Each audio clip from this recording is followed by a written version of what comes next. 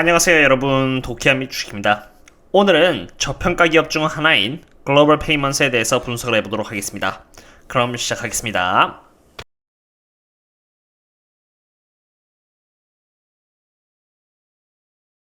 글로벌 페이먼트는 지난 고점 대비 약 45.51% 떨어져서 과거 2020년 1분기 코로나의 폭락 지점까지 다시 돌아온 상태이고요. 지금은 이렇게 횡보하기 시작한 상태입니다. 그렇기에 적어도 한 번쯤은 이 글로벌 페이먼트라는 기업에 대해서 투자해볼 만한 기업인지 아닌지 알아볼 필요는 있는 것 같습니다. 먼저 글로벌 페이먼트라는 기업의 밸류에이션부터 알아보도록 하겠습니다. 글로벌 페이먼트는 앞으로 2023년까지 예측 성장률을 포함해서 지난 20년 동안은 평균 18.07%의 EPS 성장률을 보여준 기업입니다. 그런 상태에서 지금 글로벌 페이먼트가 보여주고 있는 멀티플은 이렇게 14.93밖에 되지 않는데요. 그렇기 때문에 지금 글로벌 페이먼트는 지금 충분히 저평가라고 볼 수 있겠습니다. 만약 글로벌 페이먼트라는 기업이 제 가치를 받아 2022년에 18의 PE 멀티플까지 인정받게 된다면 지금 기준에서 약 45%의 수익률을 바라볼 수 있겠습니다. 글로벌 페이먼트라는 기업이 고점 대비 50% 가까이 빠졌고요. 이로 인해서 충분히 저평가라는 것 또한 알아봤으니 이젠 이 기업이 어떠한 기업인지 알아보도록 할 텐데요. 보시다시피 글로벌 페이먼트는 세 가지 비즈니스 섹터를 통해서 매출액을 벌고 있는 회사입니다. 첫 번째는 Merchant Solution, 두 번째는 Issuer Solution, 그리고 마지막으로 Business and Consumer를 갖고 있는데요. Merchant Solution이 글로벌 페이먼트의 키 비즈니스 섹터이니 이 섹터에 집중을 해서 알아보도록 하겠습니다. 일반적으로 소비자와 상인 사이의 거래가 이루어질 때요. 상인은 여기 글로벌 페이먼트와 같은 Acquirer, 그리고 여기 소비자는 웰스파고나 JP모건 등을 지고 거래를 합니다. 카드 소지자가 상인의 제품을 사기 위해서 카드를 이용해 $100를 지불하고자 하면요. 그 순간 $100가 은행으로 가고요. 은행은 거래를 요청하는 데이터를 카드 네트워크를 통해서 글로벌 페이먼트에게 보냅니다. 상인 또한 소비자로부터 카드를 받는 순간 글로벌 페이먼트에게 카드 정보를 보내고요. 글로벌 페이먼트 또한 거래 승인 요청을 카드 네트워크사에게 보냅니다. 참고로 여기 가운데 있는 카드 네트워크사는 비자나 마스터카드 등을 뜻합니다. 거래가 허용이 되면요. 여기 은행은 수수료를 제외한 $98.50를 카드 네트워크사에게 보내고요. 카드 네트워크사는 $98.50를 여기 멤버 세틀먼트 뱅크에게 보냅니다. 그와 동시에 글로벌 페이먼트는 $1.50를 보내서 멤버 세틀먼트 뱅크가 $100를 상인에게 보낼 수 있게끔 처리를 합니다. $100를 받은 상인은 $2를 다시 글로벌 페이먼트에게 돌려줌으로써 글로벌 페이먼트는 약 $0.50의 수익을 얻게 되는 것이죠. 이러한 방식을 통해서 거래는 이루어지며 글로벌 페이먼트는 매출을 얻어나가게 됩니다.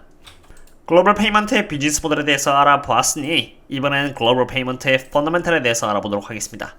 주가가 50% 가까이 떨어지는 동안에 이 기업은 어떠한 실적을 보여줘 왔을까요? 글로벌 페이먼트의 매출액은 2021년 3분기 2.20빌리언 달러를 기록하면서 이렇게 꾸준히 우상향하는 모습을 보여주고 있고요. 매출 총이익도 마찬가지로 1.26빌리언 달러를 기록하면서 매우 좋은 모습을 보여주고 있습니다. 매출 성장률이 떨어지거나 하는 모습은 전혀 보여주고 있지 않은 상황입니다. 이제는 마진율을 보도록 하겠습니다. 먼저 매출 총이익률은 57.10%로 코로나 이후로 천천히 상승하고 있는 양호한 모습을 보여주고 있고요. 순이익률은 13.5%로 코로나 때 2.2%까지 순이익률이 떨어졌지만 다시 세게 반등하여 좋은 기록을 보여주고 있는 상태입니다. 그럼 이제 영업이익과 순이익을 보도록 하겠습니다. 영업이익은 여기 매출액에서 원가 비용을 뺀 다음에 매출 총이익이 나오고요. 바로 이 매출 총이익에서 여기 나온 영업 비용을 빼면은 영업이익이 나옵니다. 그리고 이 영업이익에서 텍스, 감가상각, 그리고 이자 등을 감안한다면은 그때 순이익이 나오는데 영업이익과 순이익 모두 이렇게 굉장히 좋은 모습을 보여주고 있는 것을 볼 수 있습니다. 지금까지 이렇게 실적이 양호한 모습을 꾸준히 보여줬는데 왜 5개월이라는 기간 동안에 주가가 꾸준히 하락했는지 이해가 안 갈 정도입니다. 그럼 이제 그 이외의 사항들을 재무제표를 통해서 한번 봐보도록 할 텐데요. 먼저 발행한 주식의 숫자, Number of Shares Outstanding입니다. 2021년 3분기 기준으로 글로벌 페이먼트는 이렇게 2억 9,100만 개의 주식을 발행한 상태인데요. 1년 전인 2020년 9월 30일대를 보면은 2억 9,900만 개로 1년 전 대비해서 약 3% 정도의 주식의 양이 줄어들었다는 것을 볼 수 있습니다. 쉽게 말해서 글로벌 페이먼트는 자사주 매입을 한 것입니다. 그 다음으로 여기 Net Cash Flow from Operation을 통해서 현금 흐름을 보도록 할 텐데요. 여기 현금 흐름을 보면은 2021년 3분기 917.97밀리언 달러로 2021년 2분기 대비해서 대폭 늘었다는 것을 이렇게 볼 수 있습니다. 거의 80%나 늘어난 수치입니다. 그런데 반면 이 캐피털 엑스펜디처는 오히려 고작 2밀리언 달러밖에 줄지 않았습니다. 더 큰 그림을 보기 위해서 9개월간의 현금 흐름을 지난해 9개월 대비해서 알아볼 것인데요.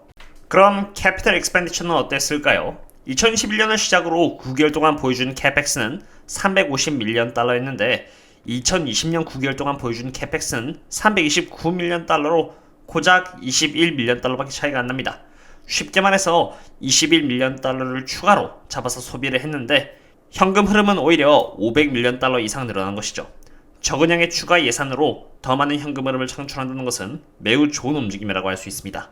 다음으로는 밸런스시트를 보도록 하겠는데요. 처음에 이 밸런스시트를 보자마자 드는 생각은 글로벌 페이먼트가 들고 있는 장기 부채 대비해서 너무 현금을 적게 보유하고 있다라는 생각이었습니다. 글로벌 페이먼트는 2021년 3분기 기준으로 2.35빌리언 달러의 현금을 보유하고 있는 반면 은행을 대상으로 지불해야 되는 장기 부채는 10.71빌리언 달러로 굉장히 많은 부채를 보유하고 있다는 것을 볼 수 있죠. 그래서 조금 더 알아보았습니다.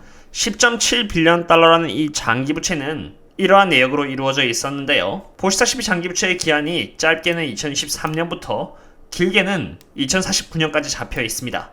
2021년에 내야 되는 부채는 없고요. 2023년에 내야 되는 부채가 약 1빌리언 달러 잡혀 있고 2025년을 시작으로 본격적으로 부채를 갚아나가야 한다는 것을 볼 수 있죠. 글로벌 페이먼트는 아까 보신 장기 부채들을 대상으로 2011년만 해도 이렇게 343.5밀리언 달러의 이자를 갚아나가고 있는데요.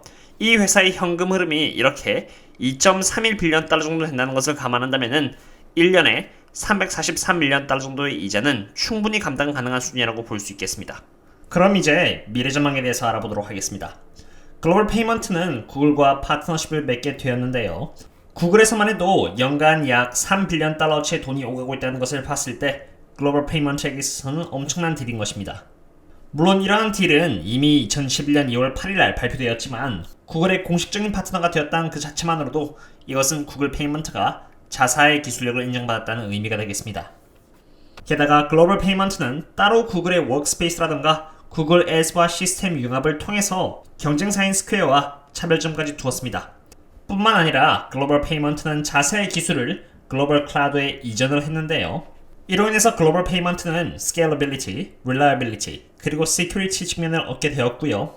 이를 통해서 서비스를 더 빠르게 그리고 유연하게 제공할 수 있게 됐을 뿐만이 아니라 가격 절감까지 할 수 있게 되었습니다. 오늘은 구글 페이먼트에 대해서 알아보았는데요. 구글 페이먼트는 사실 구글에게만 인정받은 것이 아닌 아마존, 시티뱅크에게도 인정을 받아 거래를 해오고 있는 상태입니다. 기업의 펀더멘털은 어느 때와 다름없이 잘 성장해주고 있는데 정작 주가는 고점 대비 50% 가까이 하락하여 코로나 때 수준까지 떨어졌으며 이제는 저평가를 받고 있습니다. 이 기업은 꾸준히 자사주를 사들이고 있었으며 현금 흐름 또한 2빌리언 달러에 가까워 부채에 대한 이자를 내는데도 아무런 문제가 없다고 판단됩니다. 물론 부채는 보유하고 있는 현금 대비해서 상대적으로 많긴 하지만 부채를 갚아야 하는 시기 또한 아무리 짧아봐야 2년 정도나 남았기 때문에 지금의 현금 흐름을 감안한다면 별로 큰 문제가 없어 보입니다. 오늘의 분석은 여기까지 하도록 하겠고요. 그럼 다음에 또 다른 기업 분석과 함께 찾아뵙도록 하겠습니다. 다음에 또 만나요. See you later.